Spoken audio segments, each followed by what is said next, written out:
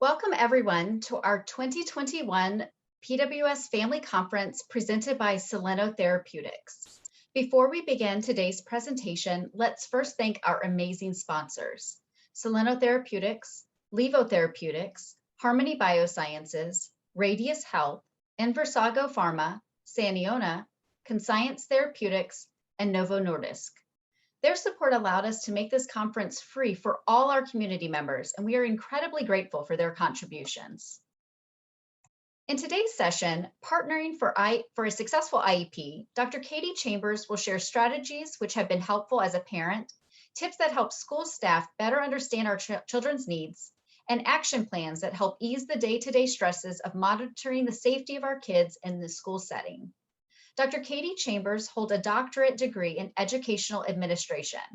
She is certified as a school district superintendent in the state of Missouri and currently serves as the executive director of human resources for the Brentwood School District. She previously served as principal, assistant principal, and teacher in 2 school districts in the St. Louis area. As a parent of a child with PWS, Dr. Chambers has the unique experience of working within the school system while supporting a loved one with special needs. Without further ado, I welcome Dr. Katy Chambers.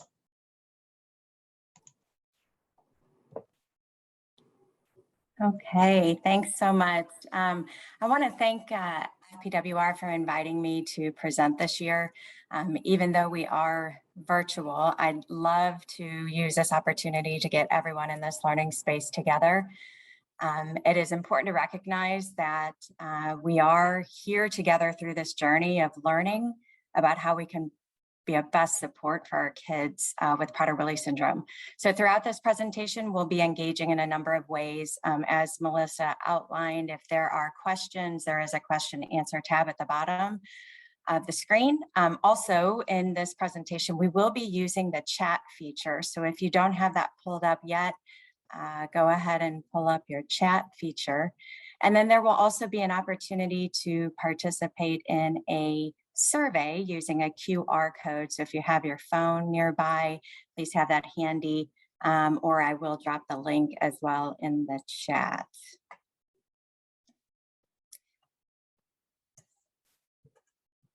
So to kick this off, just to get into this space together, if you want to go ahead and drop where you're from and maybe where your child, what grade your child is in the chat. So where are you from and what grade is your child in?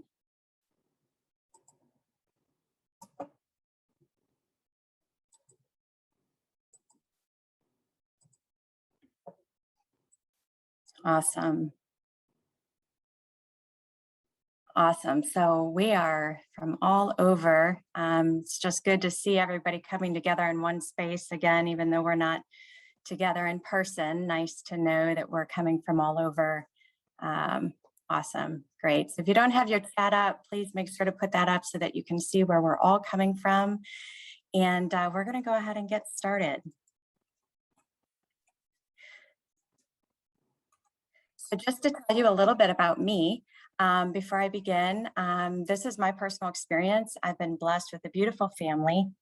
Tony, my husband and best friend, is also in the education field. He serves as a behavior analyst in a high school which exclusively serves students with special needs. Isaac, our senior, is excited about getting into tech school and studying welding. Joe, our 7-year-old, he's in second grade. Loves Pokemon, Legos, and just an active kid. And then there is Sammy, who is our youngest, and does everything she can to keep up with her older brothers. I did skip over Daniel. Daniel is 9 years old. He does live with Prader-Willi syndrome. Daniel was my firstborn. We've experienced more than a lifetime of experiences in his short 9 years of life, but the rewards of being his mom and the impact that he's had on our family has just been irreplaceable. Professionally, I have served in public education as a volunteer, a teacher, an assistant principal, a principal in a variety of school settings. And currently, I have the direct impact on hiring and training staff in a small public school district as the Executive Director of Human Resources. So as any good story, there is usually a moment of suspense. So to understand the foundation of this presentation, I bring you the story of Anywhere School. The first transition that Daniel had from pre-K to kindergarten was nothing less than a nightmare for us. Daniel served, he was in kindergarten for 2 years of our choosing. And the first experience, we had an amazing IEP experience. Everyone was at the table, preschool teachers as well as the kindergarten teachers, the principal, the school nurse. We were moving into a new school setting. It was over 2 hours, and we had this meeting, and we felt like we had a really great plan to move forward with his schooling experience. The reality, 2 days before kindergarten orientation, we were informed that the setting of the orientation was in the school cafeteria. The initial activity would be the students would walk through the cafeteria line, pick up a cookie and milk, and sit down and get all of the information needed about kindergarten.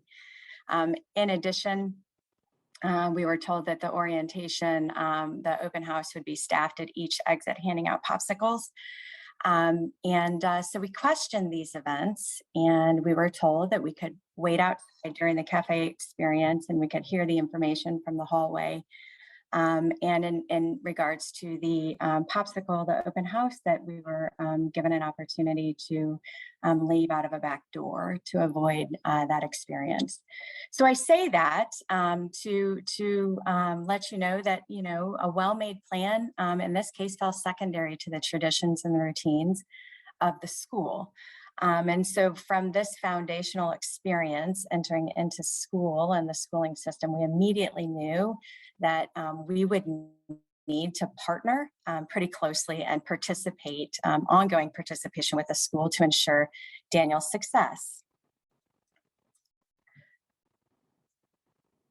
So this graphic does a great job depicting the differences between exclusion, segregation, integration, and inclusion. Inclusion being our ultimate goal with our children. Exclusion, an example being the offering that we were given to exit out of the back door of, standing outside, listening to the presentation. Segregation being, standing outside, so we hear the same information. However, we were given the opportunity to be fully segregated from the situation. Integration, thinking about, being included in those events, but maybe not ourselves as individuals getting that cookie or getting that popsicle.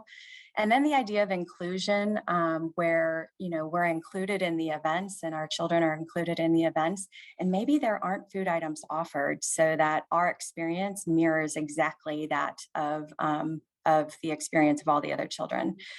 So we're going to do a quick poll here, and I just want you to think about the last experience that you've had with your child in school, and how would you label that experience? Was it an experience of inclusion, integration, segregation, or exclusion? How would you label that experience? So there's a poll up. We're going to give a few minutes, give a couple seconds here to kind of rate your experience, the last experience you can think of with your child.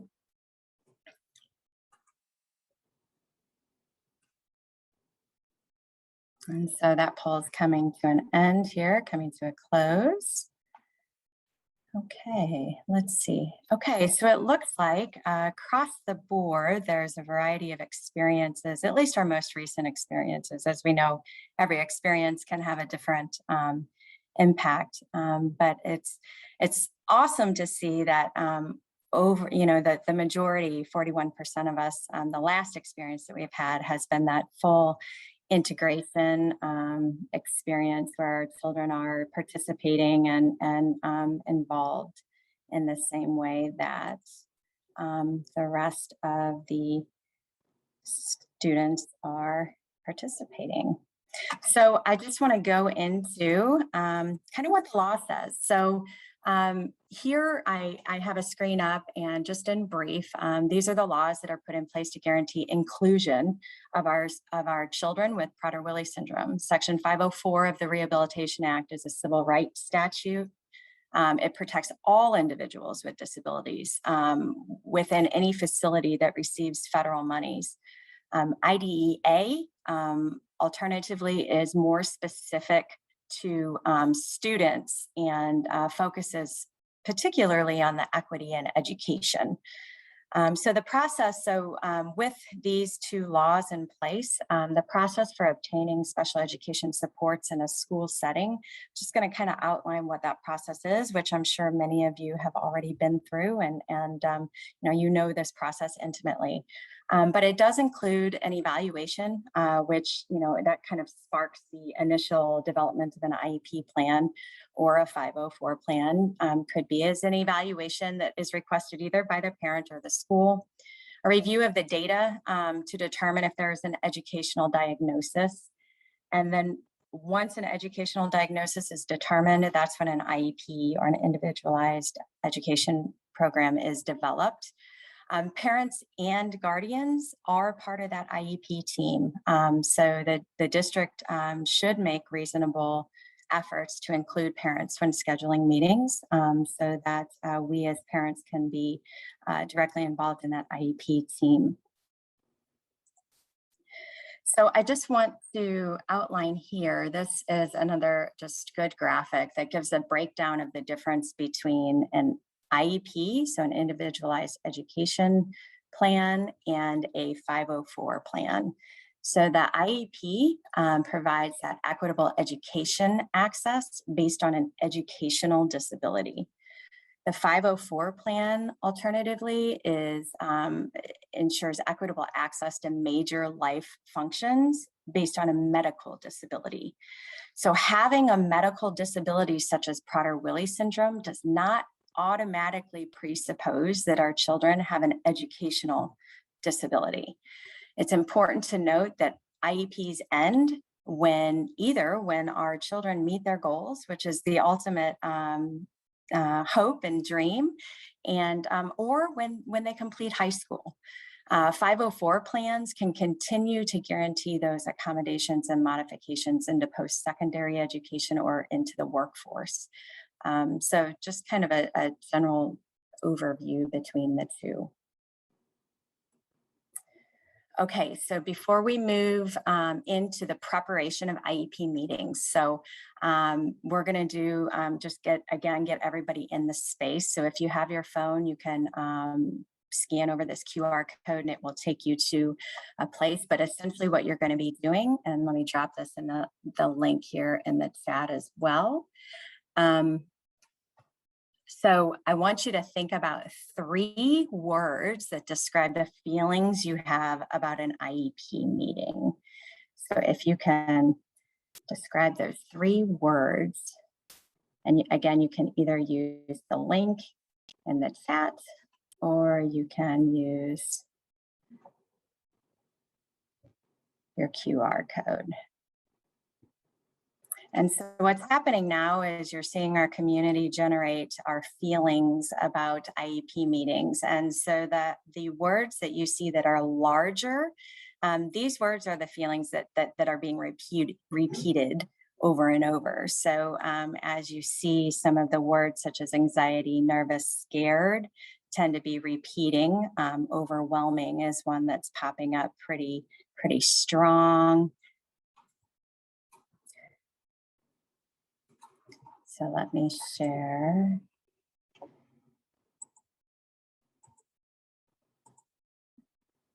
So you're going to start seeing these words pop up as they're being generated here. We'll give a couple more minutes for any other additional words to pop up. And again, just all being, even though we're virtual, we're all in the same space to really get a sense of how we're feeling as parents moving into IEP meetings. So it looks like some of our overwhelming anxiety, nervous, tend to be rising to the top. Okay. one more minute here.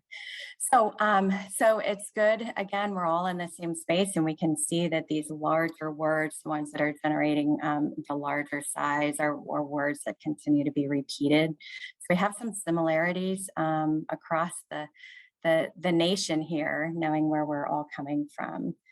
So.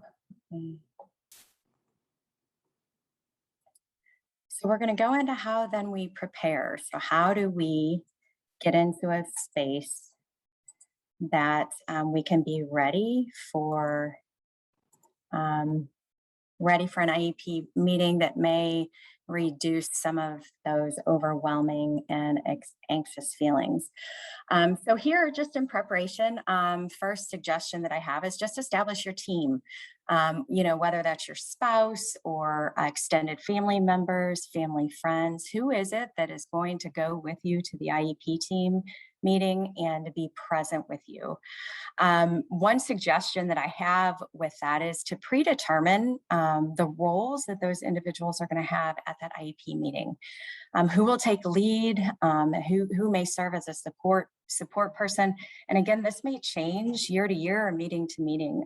Over the years, my husband, Tony, and I, we've learned that as we have partnered, we've kind of, developed these consistent roles that work for us.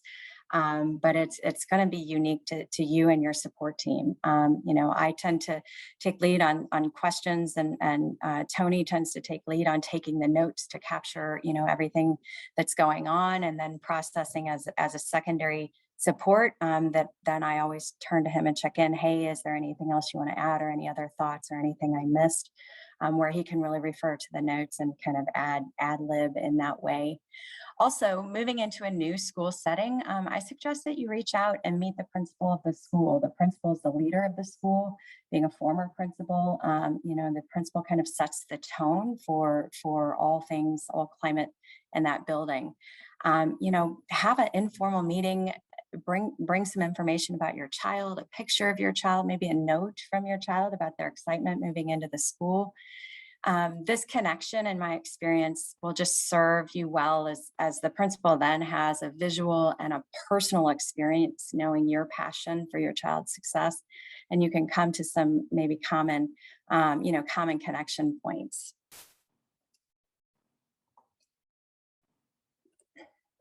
Next, in preparation of your IEP, pull out, sit down a couple days before or a week before the IEP meeting, pull out some of those things that are currently in place. What is the IEP, the current IEP, or whether that's early intervention reports if you're in a preschool moving into a school setting. Determine what goals, take a look at those goals and determine if they're still relevant. Are they appropriate? Do you feel like those goals were met? Consider as you're looking through that, what are the safety needs specific to the, to PWS that need to be in place. And then finally, and probably most importantly in that preparation, ask yourself or your team as you're prepping for this IEP, what are your hopes for your child this year? Tony and I always end with, what are our hopes for Daniel this year? The IEP plan is written in a year by year, every year. So the goals that you set are annual goals. So think about, how far, let's celebrate where Daniel has come. And then what do we want to see? What would be realistic and a stretch for him this year that we can work toward. So think about those hopes and dreams that you have, because those hopes and dreams then become goals that a whole team is working together to achieve. Next, finally, just in the preparation part of preparing for that IEP meeting in a new year, think about what resources might be beneficial to provide to the school. If you are just moving from one grade to another, those resources may not be as extensive as if you're moving from one school system to another, or one, preschool into an elementary school, or elementary into a middle school, middle to high school. If you're just moving grade to grade, it may be something as small as just updating and giving some information to the new teacher. So just thinking about, how you put resources together, and these resources were not my development. Fortunately, we just have an amazing community that shares, and so these resources are resources that were obtained through our community networking, and I was able to adapt and adjust based on my needs. So again, just reinforces the awesome networking that we have in our community to be able to support each other for the benefit of our kids. Okay, so we're going to go into another opportunity. So you're ready for the IEP meeting. And so at this point, it's really important to evaluate your mindset. We as parents, we are a partner in the process, and we are a very important member of the team. You become your child's advocate, and you know your child the best, and you know their needs. The school, on the other hand, really are the educational experts. So they know the best strategies for helping children meet grade level standards and developmental benchmarks. So we're going to use the chat tool here just to establish our community connection again virtually. So we're going to pop in the chat. And when I put a statement up in the chat, just write me or that's me or here, just to if this statement resonates with you. So the first statement, acknowledge in the chat if you ever walked out of an IEP meeting feeling defeated.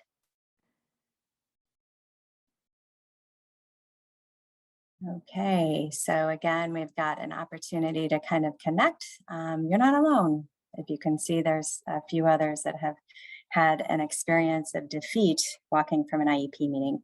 How about if you ever left an IEP meeting feeling like you were not heard, feeling like your voice was not heard? Oh, that's awesome. I love some of the blessings of great IEP teams. There's nothing better, but I can also see there's some folks that maybe had some different experiences. Okay, how about if you sat through an IEP meeting and you didn't understand half of what was said or even agreed to? Maybe it was a little more overwhelming experience. Is that any of you? Okay. Okay. So thanks for the feedback. Seeing in the chat just some experiences of maybe, preconceived ideas of what needs to happen. Okay, so great. Okay, thanks for, again, just coming to community and getting involved in the chat with that. The last one, how many of you look forward to your next IEP meeting? I know there's some great resources, and some of us in the community, awesome. Some have really gained some great strategies. So again, this is going to reinforce here that, reach out, use the network of PWR. Brings a great network of parents together to support each other. So there's a lot of good energy there. So awesome. Thank you. Thanks for getting yourselves in the room again with that. So just want to briefly go. So, participate in the IEP development. So this is when you have already done all your prep. You're ready to go. You're going into the meeting. So the next couple slides, I'm just going to talk about the IEP meeting and general outcomes. Here is a list of who should be at the table.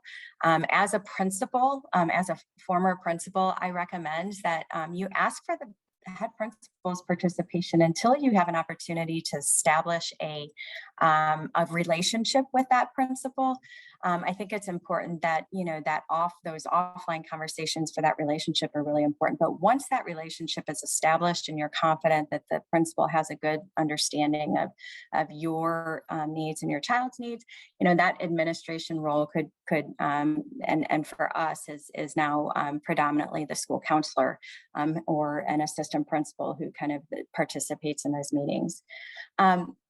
I also just want to mention it is not common typically for a paraprofessional or a one-on-one aide to participate in IEP meetings. Tony and I have always made it a point to ask specifically for that individual to be a part of the team. We feel that individual, often has the most intimate knowledge of the unique circumstances going on with our child. So, don't be afraid to request if there is a one-on-one aide or a paraprofessional involved with your child, to specifically ask to make sure that person is as a part of that IEP team and a part of the decision-making process for your child. So many of the questions that I receive are specifically regarding how to advocate for a one-on-one aid. Prior to addressing the how, I always encourage parents to reflect on the why. While the benefits of having a one-on-one aid are clear for safety, Tony and I have found ourselves over the years really scaling back on this request.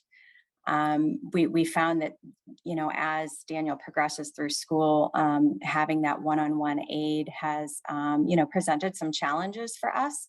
And again, each of our children are different. And so, I'm going to share some of the challenges, but just also some maybe guidance to think about when requesting a one-on-one aid. Some of our challenges have just been that heightened risk of segregation and integration. Having an adult that is standing by and monitoring closely can sometimes inhibit the just natural social interaction. Additionally, just reinforces dependency. So for us, having a support system nearby without having to wait for, raise hand and wait for help as the other students in the classroom. For us, it has kind of reinforced that dependency on an adult to help with some more independent tasks. And then just staffing changes due to various reasons can, for Daniel, causes some emotional dysregulation that may not necessarily be, may not necessarily happen if he were not used to one person all day or one person in certain specific circumstances. So to answer the question of how to advocate for one-on-one aid, I would just suggest that you're thoughtful in the specific times and the reasons that you are requesting the support. If an aid is needed all day, going into the IEP meeting and knowing that that's what you're advocating for, just bring that with the reasons why that you feel that an aid is needed all day. What is the reasoning beyond the support of the general classroom educator? If the aid is needed in certain circumstances, again, what are the reasons for those circumstances? For us specifically, anytime there's food present, those are the times, the food being present and transition times are, for the safety of Daniel, that has been kind of where we've moved toward requesting that support. And there's lots of research, that we can pull, from the organization that helps us with that.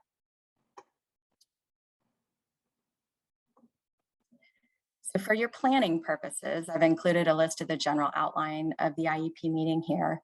There are topics that you should be ready to speak on in regard to your child's specific needs. I always encourage parents to start any meeting with the appreciation for the team coming together with specific attention on Daniel's unique needs and supports. Just my human resource hat coming on now is research is showing right now that there's a serious decline in college students that are seeking education as a profession generally, and specifically choosing special education as a profession. So with that, just knowing that the individuals and keeping in mind the individuals around the table have made a commitment to education, and they have made a commitment to children being successful in school. So just thinking about, likely the folks around the table have never worked with a child with Prader-Willi syndrome before. So in this situation, it's really us as parents that become the teachers of the disability and the teachers of how that disability specifically impacts our children. So what I can just, give value add would be that just patience and assuming best intent can really progress the team as a whole toward developing a really solid plan for our kids.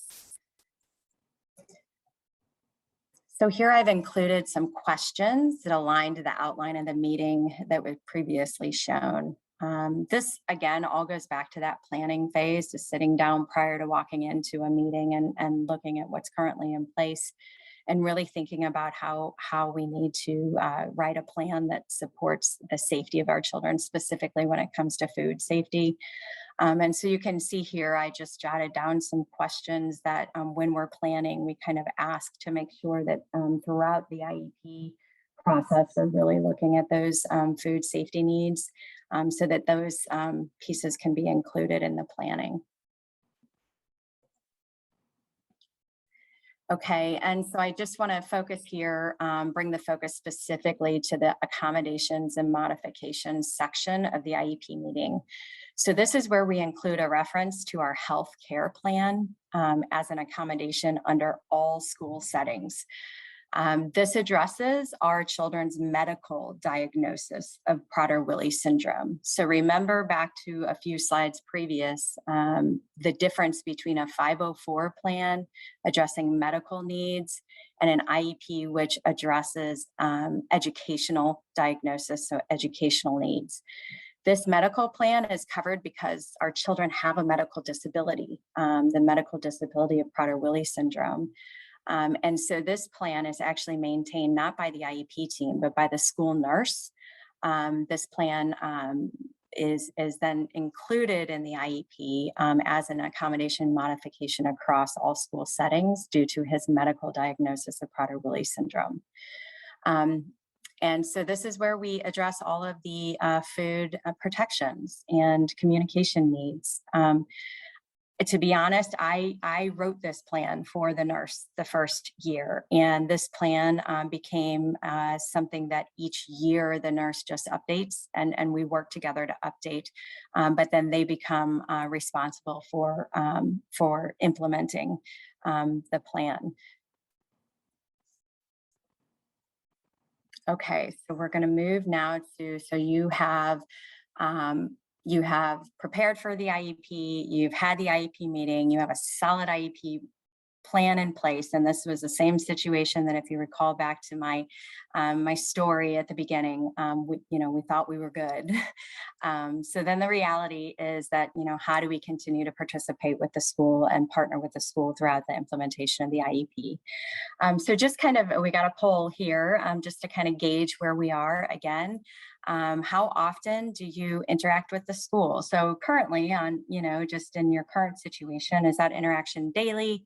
Are you more weekly involved, interacting with the school, monthly, maybe just at school events, maybe just those certain parties or, celebrations, or is it more so just kind of you're involved directly during annual IEP meetings? And that's about the extent. So we've got this poll up on your screen.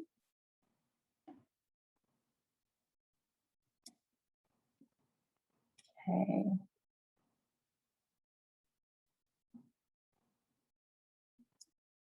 So, sorry, there's an error. I am just trying to fix it. Hold on. Oh, no worries. Oh, I can tell you I'll just tell you the results. Yeah, great. So daily was 24%, weekly 55%, monthly 14%, only at school events 7%, and annual IEP meetings 0%. Awesome. Okay. So again, it sounds like there's some solid strategies of that weekly engagement, how to interact with the school and remain present in that partnership. And so I'm going to share just a couple strategies, but given those numbers, it sounds like you all have some great strategies in your toolbox already. So one strategy, just, as I mentioned before, again, from a human resource perspective, I mentioned the growing decline of individuals in the education field.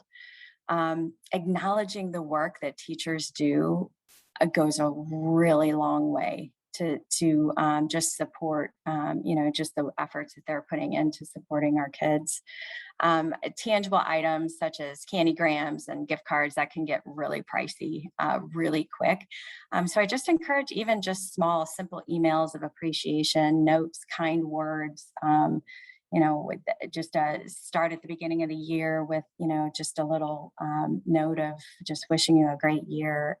It has a lasting impact on educators. And, additionally, if you have the time, given your schedule, if you can volunteer in the school, that's another way to great way to just stay connected and kind of get to know what's happening in the school. Additionally, I recommend that you pay very close attention to the school calendar. Ask questions about food safety in advance, even though that may be a part of your health plan that's in the IEP. We've just had a range of experiences from educators, and some are more proactive than others. So I always take a look at the calendar and just assume that no one else is really going to pay attention to the food safety, even though it's in the plan. Keeping that on your refrigerator and knowing when things are coming up, and just a quick email to say, hey, I noticed something's coming up next week. I just want to be prepared. Are there going to be any, is there any food present? Additionally, just consider when you can be flexible with some of the school traditions. Create your own traditions. For us, Valentine's Day didn't have a huge, significance for Tony and I. And so, that was an area that we thought, let's just totally avoid the traditional sharing of Valentine's and all the candy and food that goes with that.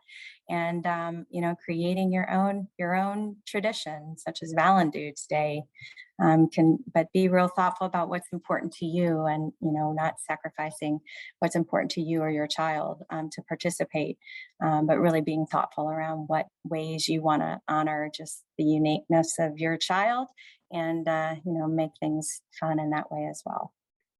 Okay, documentation.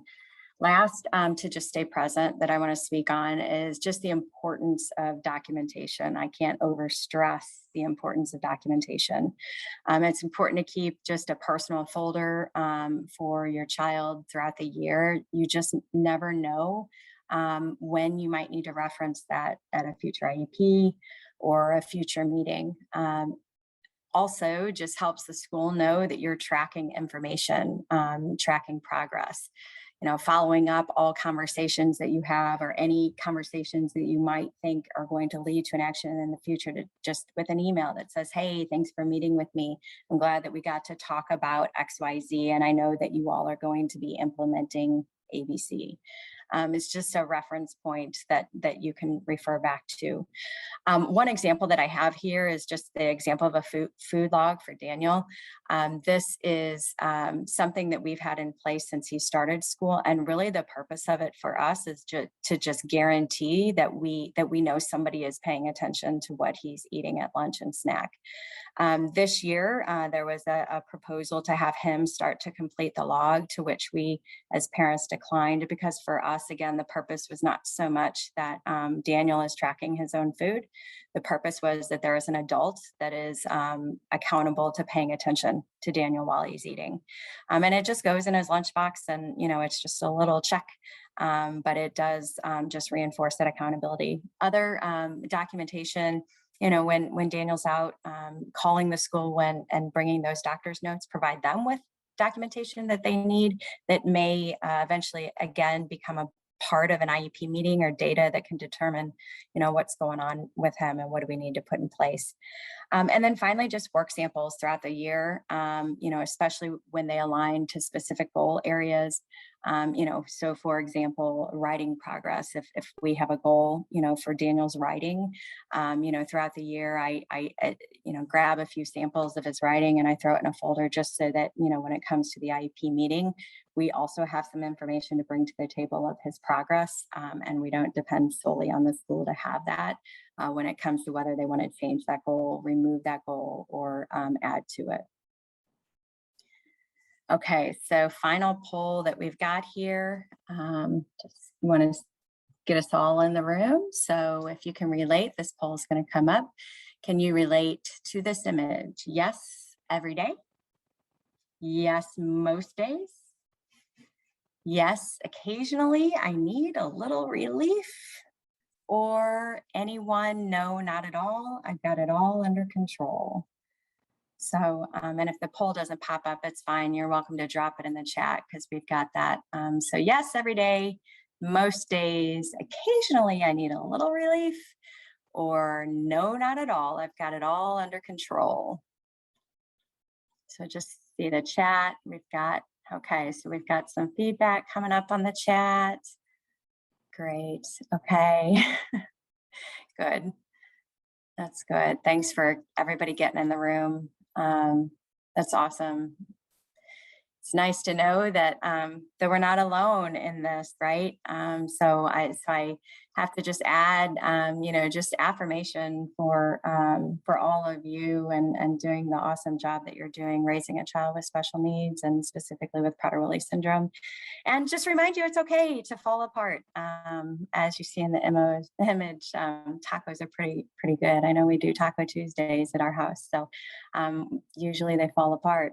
And we still love them. So just, some affirmation for you that we really are, you're doing a great job. Continue to reinforce that you're doing an amazing job, and your kids will be and will continue to be amazing.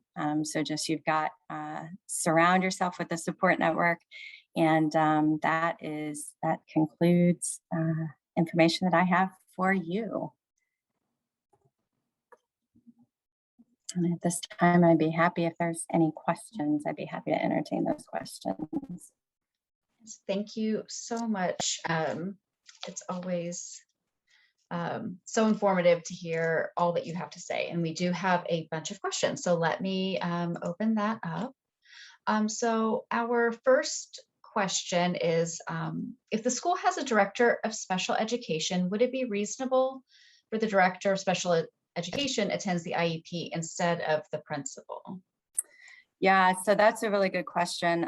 That's going to depend much on the way. So every state has a different setup of just hierarchy and involvement between special education and the general education. So for us, there has to be a school representative in the administration area. And in my unique circumstance, that's director of special education is a part of a different school system. So I think it's important to know who is considered as part of the administrative team. But yes, the director of special education would be a great administrator to have. Some of the similar connection suggestions that I made in regard to connecting with the principal, those same recommendations I would make in connection with the director of special education. We have formed a relationship with our director out of circumstance and need in the past. Great. Since we started Q&A, I just want to remind everybody that they can submit their Q&A in the control panel. I do see some people putting it in the chat, and I just don't want them to get lost. So if you could put them in the Q&A, that would be very helpful. So our next question is, does the assessment tend to assess the child higher than the parent's observation or lower? If I believe my child is higher functioning than the assessment team's recommendation, what are tools or ways so that my child's not placed in a more restrictive environment? Yeah, that's again, a really good question. There's going to be tons of good questions. Thinking about just the value that you bring to that IEP team, and knowing that when you're working with the team, the information that you can bring to that team to make the best decision about the least restrictive environment is going to be really important. I think those assessment results, those determine a foundation for the conversation, but then it really becomes that IEP team's role to determine best placement and best supports collectively. So again, many of those assessments are done in a school environment, like within the school environment. So you also, have opportunity to bring, information from, if you're seeing outside therapists, observations from home, all of those become relevant, and that conversation around placement, really, that decision really should be made at that table and not prior to. I know somebody had mentioned, that it felt like there was already a decision made. That's decision. You should be involved in making that decision at the table. Wonderful. Our next question is, how well would, I'm assuming the IEP team is who, when they say they, respond to consultation and training services, meaning if we suggest for them to pay for this type of training to become more educated on PWS, is there a good way to present it without them taking it as an offense, in an offensive way?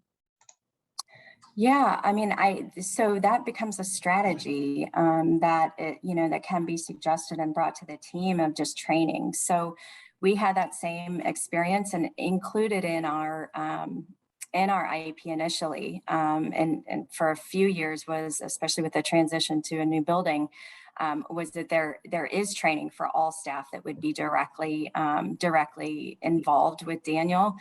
Currently, we recently this year have added a behavior intervention plan. And again, part of that plan is that there is training that is provided by the specialists who are the educators, or an outside consultation for any adult that's directly involved in Daniel's progress. So absolutely, that could be a strategy that's included within the IEP. Yes. Great. Our next question is, Declan, who's in 4th grade, has never had an aide, and we've never felt he needed one. However, we're looking forward to middle school, which starts in 6th grade for us. Do you find that kids sometimes are more in need of an aide at that point with the busier schedule of switching classes, etc.? So I'm going to speak to my principal hat on this one. All of my education, all of my career has been in middle school. And middle school, I know, is a very scary time because kids move from being in one classroom all day to class. What I can say is, yes, there's increased opportunity when kids move from class to class. And there is not as much direct knowledge of what's happening with students minute to minute as there would be, as there is in an elementary school. So, I think the conversation comes back to your team. So your preparation team. So who's your network when you prepare for that IEP? When knowing, asking the question of the school schedule, when are there opportunities of transition? How many transitions are there in the school day?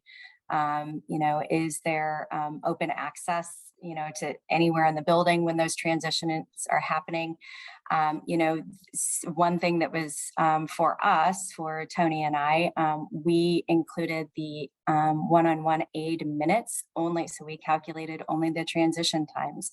And then the times that food was present. And so that is an option. So I think just being real thoughtful around when it is that you feel and, that is going to be most the safest for your child in regard to their access. Again, all of our kids are so different. So, it's really going to be you and your planning team to determine what it is that you need to advocate for and then provide those reasons. Great. Our next one is, any advice for kids starting preschool? Do they need an aide in preschool?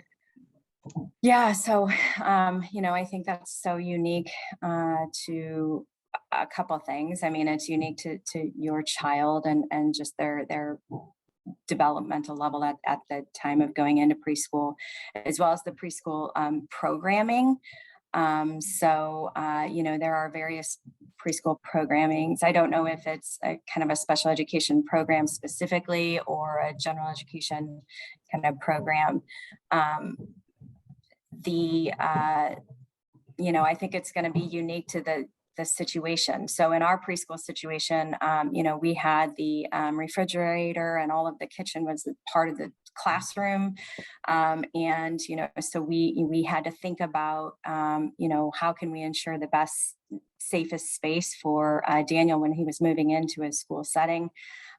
So for us, some of the advocacy was around the environmental changes, more so than the human support, such as, we want to cover the refrigerator and remove environmental factors. But again, we advocated when food was present that there was one person specifically paying attention to Daniel. And that's something that's been consistent for us. As he's in 3rd grade, like I said, kindergarten, 2 years. So that has been a consistent thing for us, just as a proactive measure.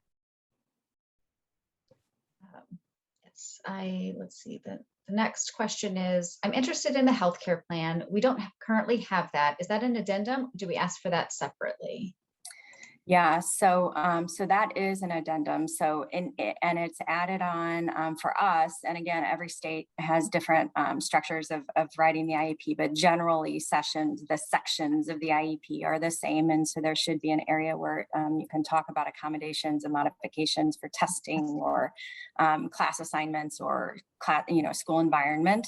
And so we add ours as a school environmental piece because again, it covers his medical disability of having Prader-Willi syndrome, which, if Daniel did not have any educational diagnosis, so if he, they did all the testing and he, was meeting academic goals and maintaining, physical ability, if he did not have an educational diagnosis, then we would still have that health plan, only it would be under the 504 Act. So it would be a 504 plan to protect his medical needs of food safety, transitioning class to class.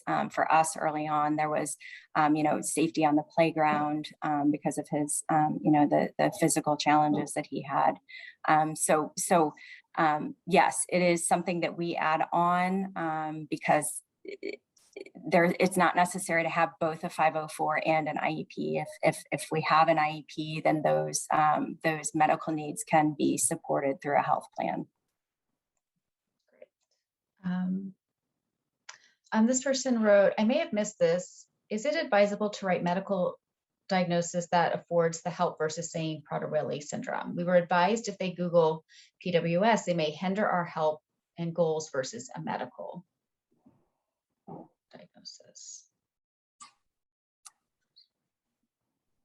So they're saying, should they push it maybe for Prader-Willi syndrome versus a different medical diagnosis?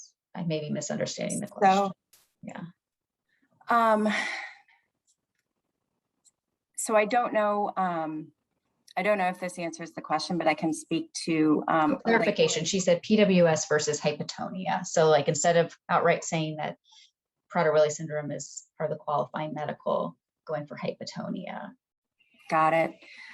So I don't know if I could say there's, a benefit one way or another. I mean, I think, the medical diagnosis is Prader-Willi syndrome. And, as I spoke earlier, folks may not understand what that means, which just really reinforces, the work that we do ahead of time and using the resources that we have to just try to educate individuals on what that means. And, again, just assuming best intent that, that the school really does want all kids to be successful. And so for our kids, there are just some different things that need to be in place for that to happen. And that it will happen when the right supports are in place. Our kids will be incredibly successful when we have the right supports in place. Yes, definitely. So I have a couple questions of just people wondering if you're able to share some of those templates or resources that you had screenshots in your PowerPoint. And if so, how could they access them? If you can share. Absolutely. So there was an email at the very end. I'll pop it back up here or put it in the chat. Maybe it can be put in the chat. But yeah, feel free to email. I have, had conversations. I know I presented a couple years ago and, I've regularly engaged, just to support anything I can for anyone. I'm happy to share with a PWR as well if there's a different place that those can be housed. But for sure, feel free to send me an email. I welcome it. Great. The next question is, if your child is being pushed into Gen Ed, but still has a different intervention specialist, should those teachers be included in the IEP meeting? So And thank you. There's the, my email is in the chat if anyone needs that resource. So the question about who should be at the IEP team meeting. So there is going to be representatives, from the school from various aspects. You will, as a parent, parental rights, you will get notice ahead of time of who is going to be at that IEP meeting. And if, as a parent or, as a guardian or a support team, if you go through that and you feel like there's someone missing or somebody who has a unique perspective of your child's skill set and their, challenges, always feel free to ask that someone else comes to the table. The next question is, if you have a child with a dual diagnosis with autism and the school district doesn't recommend a gen ed setting for them, how do you help influence what disability category or class they should be in? So, so again, I think that's very much determined at that IEP meeting.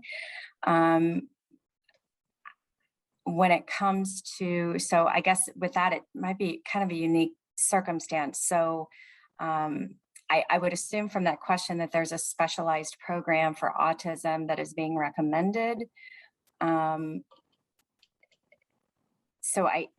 I'm not sure how to answer that specifically. I mean, I can speak from personal experience. So Daniel, he also has a diagnosis of autism, a dual diagnosis.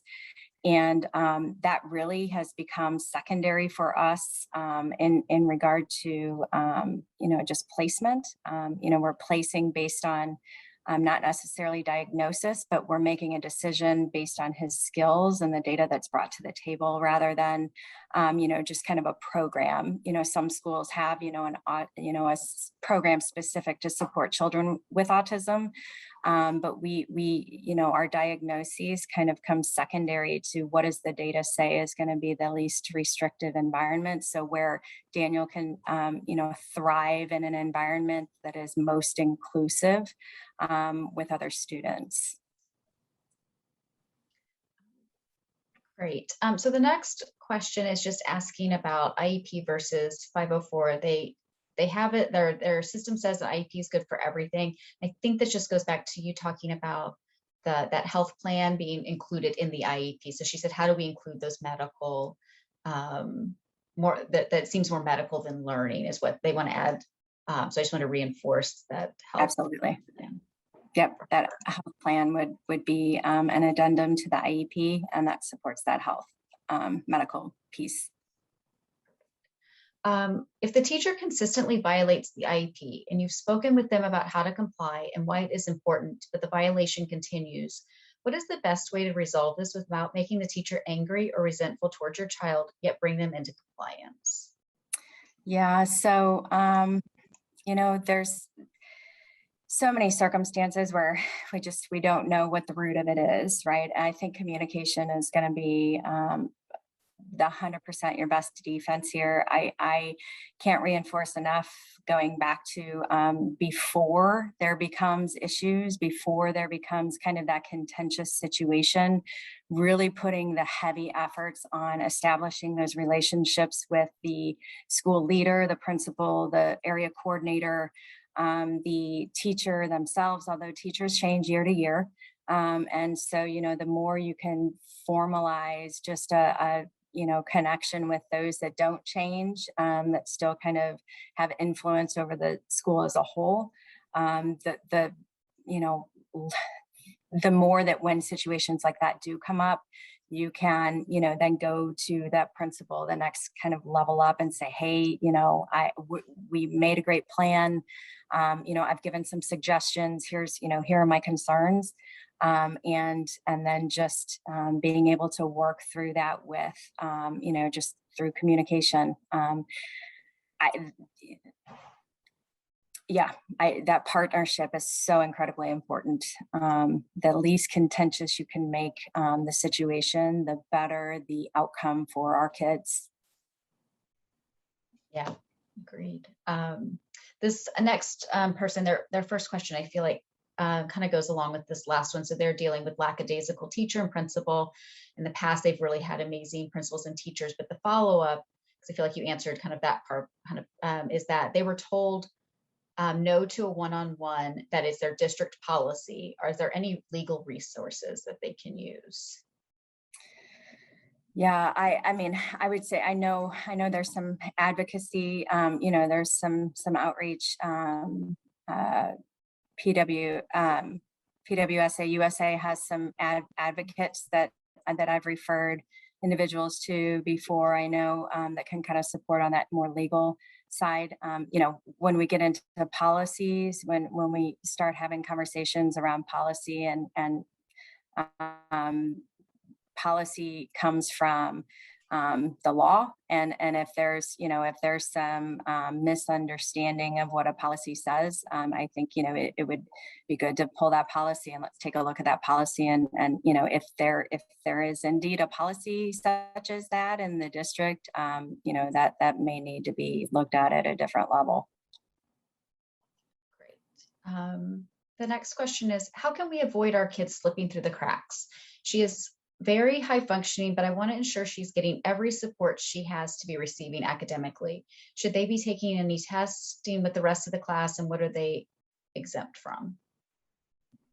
I love that question. That's so one of the slides that I shared previously, it was the slide that referred to, here were some questions that to think through. I just want to go back to that question. So one of the questions that we consider the goal, when we look at setting the goals, one of the questions that Tony and I always bring up are, what are the expectations of a typically developing child in the current grade? So I appreciate the question of we want our kids to excel and continue to, meet the same grade level standards of their typically developing peers. And so it's important to ask that question, where, academically, where would a third grader be right now? And where does my child fall? And in higher than that standard, right on point, or below that standard? And if it's below, then what do we put in place, to make sure that our kids can meet that standard?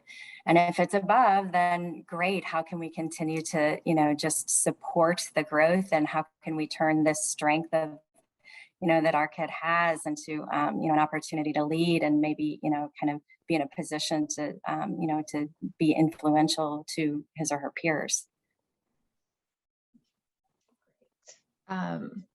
The next question, so this person had submitted a couple, I'm going to combine them into one. So it sounds like their child is their son is 2, so they're considering things, but she just had some general questions.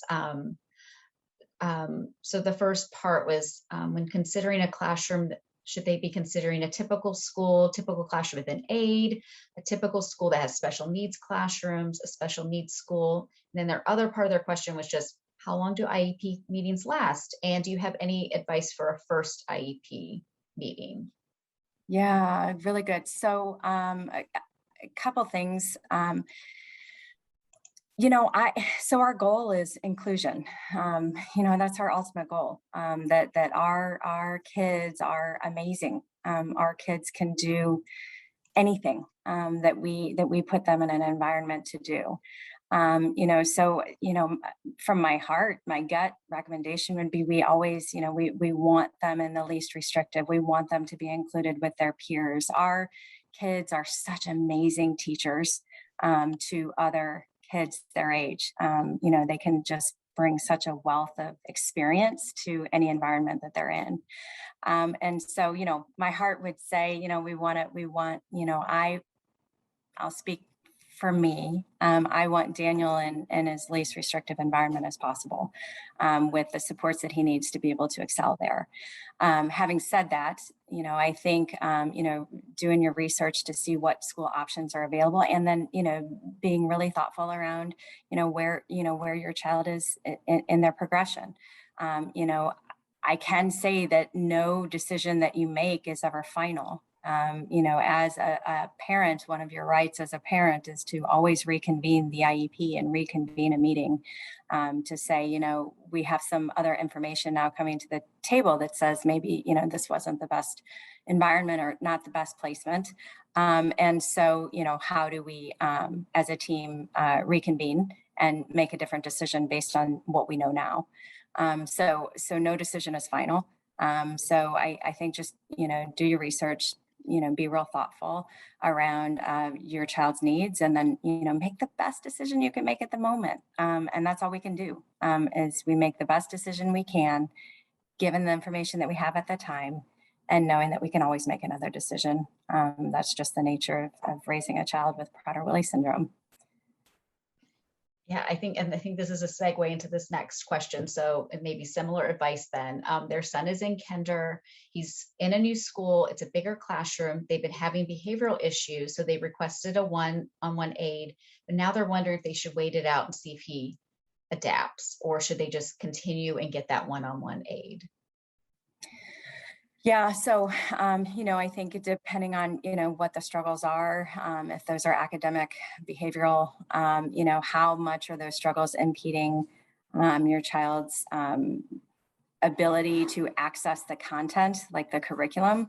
So, if the challenges are removing your child more frequently from being able to learn reading and writing and those and math and those content standards, that's really the question to ask when thinking about what supports need to be in place. The goal of an IEP is to give your child equitable educational access. So it is equitable access to learning whatever it is that kids are supposed to be learning in kindergarten, or whatever it is that they're supposed to be learning in first grade. So really thinking about, how well is your child doing academically, and are they keeping up with their peers, or are these things inhibiting that progress academically? So it's really kind of unique to every situation. One-on-one aid, as I shared, advocating for a one-on-one aid is definitely, within our rights as parents to say we know what best, needs we have. I can say over from preschool to now third grade, and so 2 years in kindergarten, first, second, third, Tony and I have really scaled back because some of the behavioral challenges that we're having right now are due to the fact that he had a one-on-one aid for so long that he's really struggling with the ability to independently access content. So, it's just, we're learning, we're all learning, and we're just using the information that we have to make the best decision we can at the moment. Yes, exactly. Okay, this one's a little long, so I'm going to read it. So it's, I have a 6-year-old Xiaoyang child. She's nonverbal, severely autistic with some major physical disabilities. The IEP admin team always insists that she be placed in a 12-1-4 setting, which in New York is for medically complex children.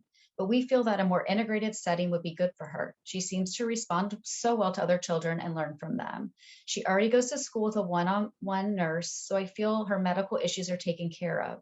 Not sure how to convince the team to consider a less restrictive environment. But also the special needs schools where the 12-1-4 classes are placed do have more well-staffed and equipped OTs, PTs, and SLPs. So I'm just not sure how to push for a more integrated classroom. Yeah, so I think some of the questions that I would ask, kind of thinking about it from a principal lens, is that as a school administrator, can my school environment accommodate the needs? Am I staffed to be able to accommodate the needs? And that would be a question I would ask the parents. Let's look at what specifically we need to support the learning and make sure and the development of your child. And if those resources, or if the staff or whatnot are not in place, that then really becomes the question of does the environment adequately support the needs of my child? Okay,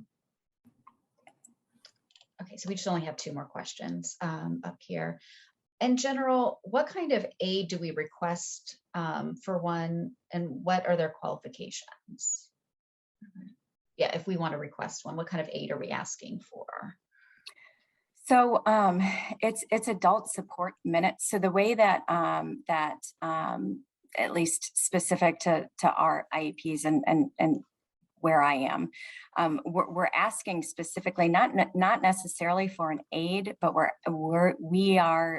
write into the IEP adult support minutes. And so what that means is there is a certain amount of minutes throughout the day or throughout the week, depending on the way that it's written, that are provided for that specific adult support. So in a sense, those adult support minutes don't necessarily need to be with an additional employee that is hired specifically as an aid. For example, if there are, if there is, an additional staff member who may be a certified teacher that is conducting, supervision in a cafeteria. If there's, 5 staff members, maybe one is dedicated specifically to provide that adult support minute to Daniel during lunch. What's important to me is to know, again, going back to that documentation, the reason that we have a document that says, here's our food log is so that we can be specific to know that there is somebody that is specifically paying attention to Daniel during that time. Qualifications for paraprofessionals and support staff, that varies district to district. It can be as minimal as 60 credit hours, university college credit hours, all the way up to certified teachers serving as being hired as a paraprofessional or a support staff member. So I don't know if that fully answered the question, but I think, really what we're looking for is, when are those times that we need somebody specifically paying attention to the needs of our child? And then when it comes to who that person is or what their qualifications are, that really falls on the school to make the determination if that's a part of our IEP, that we have that specific adult support. Then that really becomes a matter of staffing, which is on the school side.